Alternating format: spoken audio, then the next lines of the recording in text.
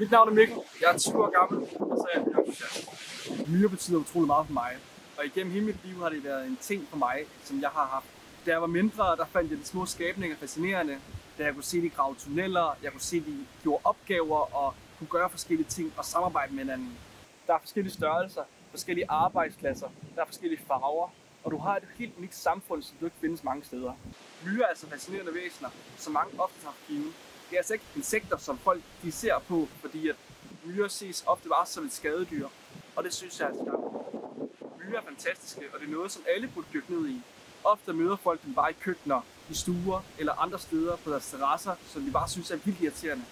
Men i virkeligheden er myrer bare små skabninger, som blot bare gør deres ting for at kunne overleve. Jeg har personligt selv rejst rundt gennem hele Europa.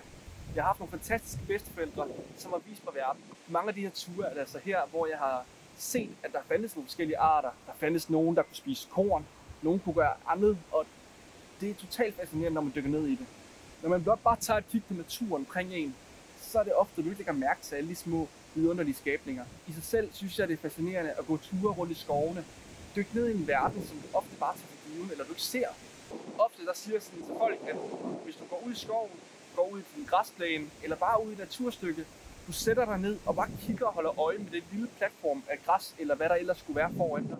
Og du sætter dig ned på bukken og bare holder øje, bare nogle minutter, så vil du altså opleve, at der er så meget liv. Og noget af det liv vil ofte være myren, du ser. Myren er altså et af de væsener, som der virkelig har gjort noget på planeten.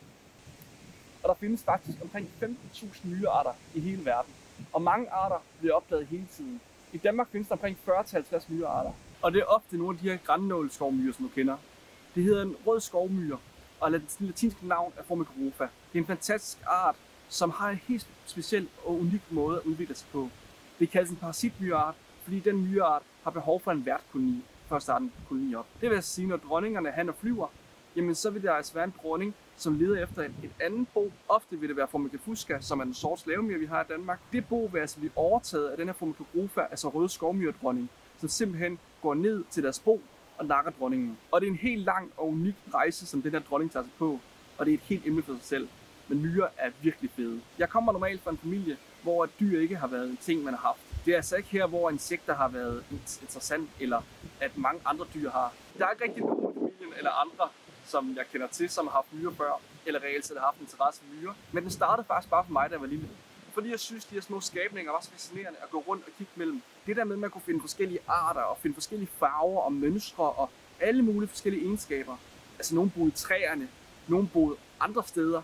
Og det synes jeg er fascinerende. Myreart, som ligger mig nær i hjertet, er myrearten kornsamlermyrerne. Specifikt er det Mesombarbaus, som er det latinske ord. Den kommer nede i Sydeuropa.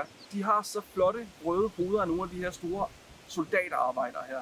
Ikke nok det, så de her kornsamler så unikke i form af, at de kan høste korn. Altså korn, de kan lave om til brød. Ligesom vi mennesker laver mel om til brød. Jamen så har myrerne altså fundet ud af, at hvis de kan lave en arbejder, som er større, så kan de knække skallerne af de her korn her. Og så kan de altså tykke på dem og lave det om til en slags brødmix. Det er altså der, de både får proteiner, vitaminer, næring og meget mere igennem. Og det er jo fantastisk, at de kan lave sådan nogle forrådskammer både til vinteren med andre tidspunkter på året, når det bliver nødvendigt for kolonien af. Det vil altså sige, at den ikke har behov for at få insekter, ligesom mange andre myrer har, og det er ret sejt. Efter jeg har haft myrer så mange år, så er jeg altså også nødt til et stadie, hvor jeg gerne vil vise folk det. Af den grund har jeg startet ES Antworld. ES Antworld er det her myreunivers i Danmark, hvor jeg ligesom viser folk, hvor fantastiske og fede skabninger myrer er. Så det der sidder jeg og producerer produkter, myrereder, myreudområder, og ikke nok med det, så har jeg også en masse myredronninger derhjemme. Jeg bruger rigtig meget tid på at sidde og designe ved computeren, hvor jeg sidder og tegner modeller, tegner reder, som er for inspiration af naturen. Altså allerede myrereder, som jeg har set før, ved at løfte sten op, gå ud og kigge, hvor bor de henne af, og så laver jeg nogle modeller, tegner dem, 3D-printer dem, osv. Jeg har nemlig også investeret i en 3D-printer, som er den maskine, som faktisk producerer de produkter, jeg laver. Så tager jeg også på messe ofte. Jeg tager dem på messe omkring hver måned, fordi der er så mange, der synes, det er fedt at have myrer. Og det synes jeg er fascinerende. På de messer, der kommer jeg ud og giver information. Der er mulighed for at købe myrer, købe udstyr og starte sin egen første myrekoloni. Fordi nemlig, at folk kan se, at sådan en udvikling fra en myredronning til æg, til larver, til pupper, til en koloni, er rigtig, rigtig fascinerende. Og det elsker jeg kan se i folk. Og det er noget, der driver mig helt vildt. Jeg er rigtig meget i naturen hele tiden. Og hvis jeg ikke er hjemme, jamen, så er jeg i naturen. Naturen for mig er et stille og roligt sted, og jeg føler, at alle folk skal prøve at komme ud i naturen, fordi det er så fascinerende og smukt at være her. Du oplever altid noget nyt, ser nye dyreliv, eller bare generelt bare komme ud og slappe af. Det er en form for healingsproces, som jeg plejer at sige til folk. Hvis du også er interesseret i myrer, jamen så synes jeg, du skal starte. Det er ikke sværere. Sæt dig ned, kig på myrerne, og så begynder at forske dem selv. Velkommen til Myrernes Verden og mit univers.